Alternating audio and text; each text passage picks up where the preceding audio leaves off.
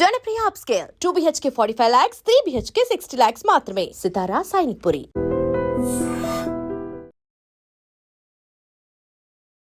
Sir, first of all మీతో interview అనగానే నేను కొంత బ్యాక్గ్రౌండ్ వర్క్ చేసుకున్నాను. శేఖర్తో ఇంటర్వ్యూ అంటే ముందు ఆయన్ని మాట్లాడించండి. భయంకరమైన మొహమాటం, భయంకరమైన నెమ్మది. సో ఆయన మాట్లాడితే ఆయన జీవితంలో చాలా విశేషాలు ఉన్నాయి, బట్ ఆయన మాట్లాడు అని చెప్పి చాలామంది అన్నారు. ఈరోజు ఈ ఇంటర్వ్యూలో మీరు ఓపెన్ అయ్యి అన్ని నిజాలు మాట్లాడాలి. చాలా ఇన్ని రోజులు మీలో ఉన్న బాధ మొత్తం బయట పెట్టాలి, లేదా మీ సంతోషం మొత్తం బయట పెట్టాలి. అలా చేస్తా అని చెప్పి నాకు ప్రామిస్ చేస్తారా? ప్రామిస్ చేయలేనంటే కొన్ని షేర్ చేసుకోగలిగే అన్నీ షేర్ చేసుకుంటాను, అదేం లేదు. మొహమాటం ఉంది, బాగా కామ్ అనేది మాత్రం ఉండదు, మొహమాటం మాత్రం ఉంది. మాట్లాడదాం మ్యాక్సిమం. నేను నాకు ఒక్కోసారి మనకు ఏంటంటే కొన్నిసార్లు గుర్తుకు రావు, ఏదన్నా మనం మాట్లాడేటప్పుడు సడన్గా గుర్తుకు రావు, తర్వాత ఏమైనా ఆలోచిస్తాం. అలా మేబీ గుర్తుకు రాక నేను షేర్ చేసుకోకపోవచ్చు ప్రీవియస్లీ. ఇప్పుడు ఓకే, చదివింది ఇంటర్మీడియట్, సెకండ్ ఇయర్ ఫెయిల్, సినిమాల పిచ్చి. అయితే ఎంత సినిమాల పిచ్చి ఉన్నా ఒక సినిమాని మహా అయితే ఒక 5 సార్లు చూస్తారు, 10 సార్లు చూస్తారు. అది కూడా సినిమా ఆడే రన్లో అది 100 రోజులు ఆడితే ఒక 5 రోజులు, 10 రోజులు, 10 సార్లు అట్లా చూస్తారు. ఒక హీరో సినిమాని ఆపకుండా వరుసగా వారం రోజులు అదే సినిమా చూసి మీ అమ్మగారికి దొరికి చాలా తిట్లు తిన్నారంట. ఏ హీరో సినిమా? నేను ఇంటర్వ్యూలో చెప్పానా మరి నాకు గుర్తులేదు, కానీ ఇన్ఫర్మేషన్ మీది కరెక్టివ్. 6th క్లాస్లో ఉన్నాను అప్పుడే, కొత్త అంటే గవర్నమెంట్ స్కూల్ నుంచి వెస్లీ స్కూల్ మాది సికింద్రాబాద్లో, అక్కడ జాయిన్ అయ్యాను. అది వాతావరణం నాకు సెట్ అవ్వలేదు. సరే ఏం చేస్తాం, ఒక 1 రూపీ ఉంటే డైలీ, అప్పుడు బస్ పాస్ తీసుకోలేదు, డైలీ 1 రూపీ ఇచ్చేవాళ్ళు నాకు. ఆ డబ్బులతో నేను స్కూల్కి వెళ్ళకుండా, బస్ ఎక్కి స్కూల్కి వెళ్ళకుండా నేను ఏం చేస్తున్నాను, బసంత్ థియేటర్ అని ఉంది కాచిగూడ దగ్గర, ఇప్పుడు లేదు, ఇప్పుడు ఫంక్షన్ హాల్ అయింది అది. అందులో పాత సినిమాలు ఏంటంటే మళ్ళీ రీరన్ చేసేటోళ్ళు అప్పట్లో, మేము చదువుకునే టైంలో. ఆ టైంలో పన్నెండు కాపురం కృష్ణ గారిది. ఒకసారి వెళ్ళా, నేను ఆ స్కూల్ టైం వరకు మేనేజ్ చేయాలి ఎలాగానే, మధ్యాహ్నానికి అయిపోతుంది మార్నింగ్ షో చూస్తే. దాని తర్వాత మళ్ళీ కోటిలో అటు ఇటు తిరిగి వినాయకులను పెట్టేవారు, అప్పుడు వినాయక చవితి వచ్చింది. సో అట్లా టైంపాస్ చేసి ఆ స్కూల్ నుంచి ఇంటికి లెక్కలేసుకొని ఆ టైము దాన్ని బట్టి ఇంటికి వెళ్ళేటోడిని, స్కూల్కి పోయే ఇంట్రెస్ట్ లేక. అట్లా అదే సినిమా వారం రోజులు చూశాను నేను. అంటే నాకున్న బడ్జెట్లో అదే సినిమా 80 పైసలు అప్పట్లో లోకల్ దాన్ని నేను చూసేటప్పుడు. సో అది మన బడ్జెట్లో ఉంది. సో అదే సినిమా కంటిన్యూ. ఇంకా ఖాళీ ఉండేటోళ్ళు ఎవరు పట్టించుకునేటోళ్ళు కాదు, అక్కడ థియేటర్ కూడా ఖాళీ ఉండేది మార్నింగ్ షోలు. సో అట్లా అని ఇంకా ధైర్యంగా వెళ్ళిపోయాను. ఒక చిన్న ఇన్సిడెంట్ అయినా, ఒకరోజు ఎక్కడో పడిపోయినా చిల్లర ఏదో 10 పైసలు ఏదో తక్కువైంది.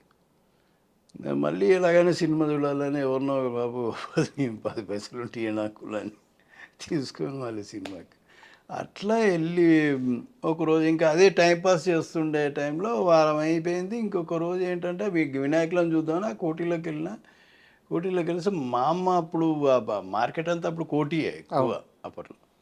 మా అమ్మ అప్పుడే అక్కడికి వచ్చింది ఏదో షాపింగ్ కోసం అని. ఇంకా నేను ఈ వినాయకులను చూసి ఇట్లా టర్న్ అయినా, మా అమ్మ ఇట్లా టర్న్ అయినా, అంతే ఎదురు. అట్లాంటి సిచ్యువేషన్లో ఇరికే. ఇంకా అప్పుడు ఒకటి పీకింది. అప్పుడు స్కూల్కి వెళ్తే అప్పుడు తెలిసిందనమాట, ఎన్ని రోజుల నుంచి వస్తలేడు, 15 రోజుల నుంచి వస్తలేడు. అంటే వారం 8 రోజులు ఈ సినిమా మేనేజ్ చేసిన. ఇంకొకటి అక్కడిక్కడ అంటే ఎంత స్కూల్ స్కిప్ చేయాలని చెప్పి సినిమాకి వెళ్ళినా, ఒకే సినిమాకి వెళ్ళారంటే అక్కడ కృష్ణ గారి మీద ఎంతో కొంత అభిమానం ఉంది. కృష్ణ గారు చాలా అభిమానం. ముందు ఫస్ట్ కృష్ణ గారు, తర్వాత చిరంజీవి గారు. ఫస్ట్ కృష్ణ గారు ఏ సినిమా వచ్చినా కూడా నేను అంటే మా ఇంట్లో వాళ్ళతో రిక్వెస్ట్ చేస్తుండే తీసుకెళ్ళండి అని. కొద్దిగా మనం వెళ్ళే టైంకి వచ్చినప్పుడు ఆయన రిలీజ్ రోజే వెళ్ళిపోయేటోళ్ళము. అట్లాంటిది మా గ్రూప్ కూడా ఉండింది బాగా. కృష్ణ గారు అప్పుడు టీవీలో ఆయన సినిమాలు సాటర్డే సండే వేసేవాళ్ళు, యాడ్ ఇచ్చేవాళ్ళు. మేము ఒక ఇంట్లో, అప్పుడు టీవీ లేదు మా ఇంట్లో, వాళ్ళ ఇంట్లో చూడడానికి వెళ్ళినప్పుడు యాడ్ ఇచ్చేటోడు. అంటే రేపు ఈ సినిమా వస్తుంది కృష్ణ గారు అనగానే, మా వాడు ఏం చేసేటోడు, వాళ్ళ ఇంట్లో గన్నేరు చెట్టు ఉంటే ఆ పూలని బీకి ఇసిరేసేటోడు అట్లా. ఆ క్రేజ్ ఉండే మా గ్యాంగ్లో అప్పుడులో తిరిగిన గ్యాంగ్. అంటే మీరు ఆ పీరియడ్ చూసిన వ్యక్తి కాబట్టి నాకు ఒక డౌట్ ఉంది, అడుగుతాను. అప్పట్లో ఎన్టీఆర్ గారి ఫ్యాన్స్ చాలా ఎక్కువ మంది ఉండేవారు, కృష్ణ గారి ఫ్యాన్స్ ఎక్కువ మంది ఉండేవారు. బట్ కృష్ణ గారు ఎంత మొండివారో, ఒక విషయం అనుకుంటే ఎట్ట జరగాలో కృష్ణ గారి ఫ్యాన్స్ కూడా అంతే మొండివాళ్ళు అంటే నిజమేనా? అంటే మా హీరో సినిమాకి అసలు ఏం తగ్గేదే లేదన్నట్టు మనము సెలబ్రేషన్స్ కానీ. మనము ఫ్యాన్స్ అనేది కృష్ణ గారికి విపరీతంగా ఉండేవాళ్ళు. మాస్ ఆడియన్స్ చాలా ఆయనకి అప్పట్లో బాగా. అది అంటే నేను విన్నది. తర్వాత ఆయన సినిమాలు చూడడం మనకు అంటే ఏదో నచ్చుతుంది, ఆయన నచ్చుతాడు. సో అలా అది ఉండేదిలేండి. అంటే ఇప్పుడు ఈ సినిమా రిలీజ్ అయినప్పుడు ఆ సినిమా ఆపోజిట్లో వీళ్ళు పాలు పోసిండ్రని, వాళ్ళు పాలు పోయి వీళ్ళు ఇంత లాభదండ తీసుకొచ్చిరని అట్లాంటివి జరిగేటివి. గొడవలు ఏం పెద్ద కాకపోతే కానీ ఏదో ఇంకా వీళ్ళు తిట్టుకుంటారు కదా. ఆ కృష్ణ గారిని అంటే వీళ్ళు తట్టుకోలేరు, ఆయనంటే వీళ్ళు తట్టుకోలేరు అట్లా. అండ్ సినిమాలు మీ కెరీర్ కాస్త పక్కన పెడితే, శేఖర్ అనే ఒక వ్యక్తిలో ఇండియా పట్ల, దేశం పట్ల ఒక రకమైన బాధ్యత ఉండేది. చిన్నప్పుడు తెలియకుండానే మీరు ఫస్ట్ పోలీస్ అవ్వాలనుకున్నారు, లేకపోతే ఆర్మీలోకి వెళ్ళి ఒక ఫామ్ ఫిల్ చేసి ఆర్మీలో జాయిన్ అవ్వాలని చెప్పి అనుకున్నారు. అంటే కెరీర్లో ఎటు పోవాలో తెలియని ఒక సంధికాలం అది. అలాంటి టైంలో మీ ఆలోచనలన్నీ దేశానికి ఏమైనా సర్వీస్ చేయాలన్న వైపే వెళ్ళాయి. మీరు అది గమనించారా? అది అంటే సర్వీస్ అనేది ఒక రకంగా పక్కన పెడితే సినిమా ఇన్ఫ్లుయెన్స్ ఎక్కువ ఉండేది నాకు. ఇప్పుడు జాకీ చాన్ సినిమా చూస్తారే కరాటే మార్షల్ ఆర్ట్స్ నేర్చుకుందామని, లేదంటే ఇప్పుడు అంకుశల్ నాయుడు సినిమా చూస్తే పోలీస్ ఆఫీసర్ అవుదామని, ఏదో మిలిటరీ అలాంటి సినిమా చూసినప్పుడు అలా అవుదామని, ఇలాంటి ఫ్లక్చుయేషన్స్ ఉంటాయి. అట్లా ఉండేది నాకు. సినిమా ఇన్ఫ్లుయెన్స్ బేసిక్గా ఎక్కువ నాకు అలా ఉండేది. కానీ అంటే చిన్నప్పటి నుంచి ఒక ఇది మాత్రం ఉండేది, ఏదైనా అక్కడ అన్యాయం అనుకుంటే ఏదో అంటే ఫ్రస్ట్రేషను ఇది మేబీ మనము 1-2 సార్లు మాట్లాడవచ్చు, ఒక్కొక్కసారి ఎందుకులే మనకు గొడవలని అట్లాంటివి కొన్ని ఉన్నాయి. బేసిక్గా నచ్చదే, మనకెందుకులే అని పోయే మనస్తత్వం కూడా అనిపించదు. ఓకే. అట్లాంటి. సో ఆ పీరియడ్ నుంచి మీరు దేవదాస్ కనకాల గారి ఇన్స్టిట్యూట్లో జాయిన్ అయ్యారు, అక్కడ ఫిల్మ్ ఇన్స్టిట్యూట్లో ట్రైనింగ్ తీసుకున్నారు. మీరు ఈ విషయం చాలా ఇంటర్వ్యూలో చెప్పారు. బట్ ఆ పీరియడ్లో మీ బ్యాచ్మేట్స్ అంటే ఎవరు ఉండేవాళ్ళు?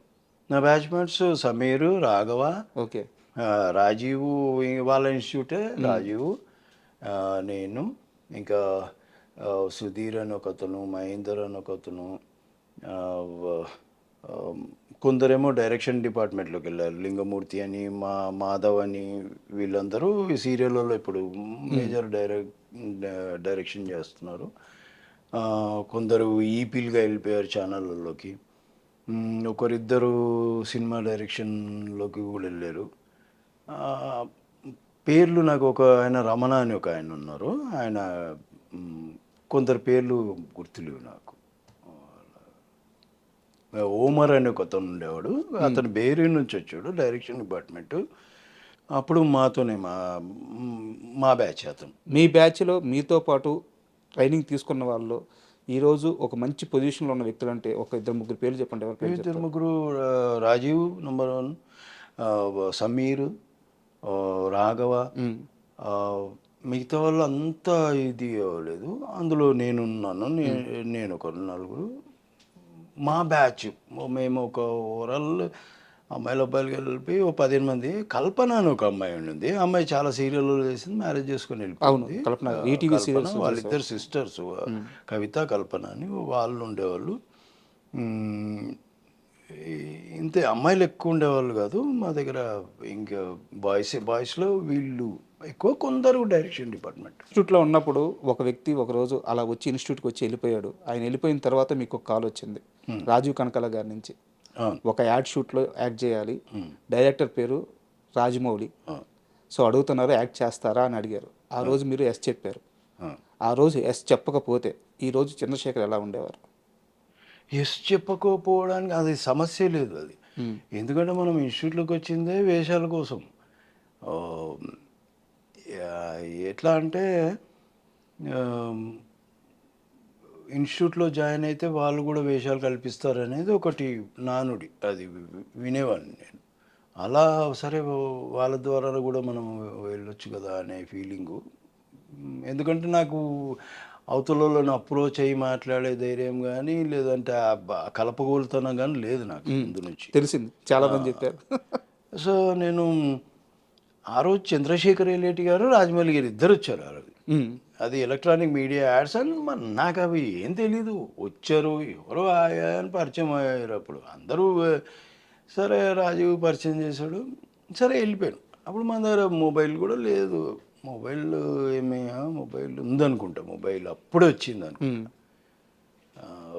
అయితే రాజా ఇంటి నుంచి ఫోన్ చేశాడు నాకు, నేను వెళ్తూ ఉంటే, శేఖర్ ఇట్లా యాడ్ ఉందంట, ఒకటి ఇట్లా కొద్దిగా టీజ్ చేసేది ఉందంట, అది ఇది ఎట్లాంటి సిచ్యువేషన్.